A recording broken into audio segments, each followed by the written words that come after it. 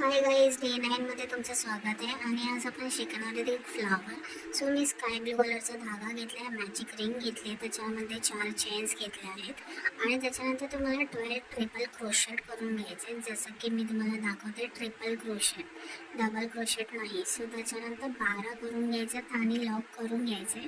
तर तुम्हाला एक छान असं वाटीसारखं रेडी होईल, म्हणजे तुम्हाला ते लॉक केल्यानंतर वाटीसारखं होईल.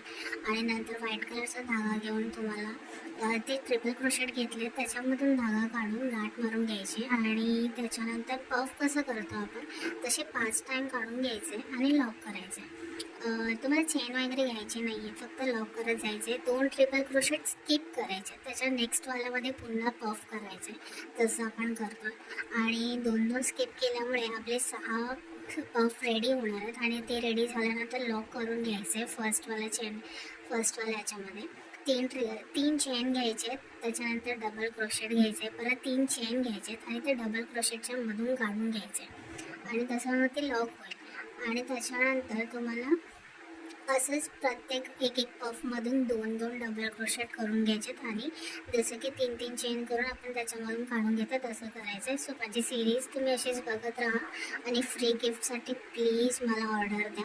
So thank you so much. यूट्यूबला मी पूर्ण स्लोमध्ये व्हिडिओ टाकणारच आहे, तर यूट्यूब चॅनलला पण फॉलो करा, सबस्क्राईब करा आणि माझे इन्स्टावर पण लवकरात लवकर फॉलो करा. Thank you so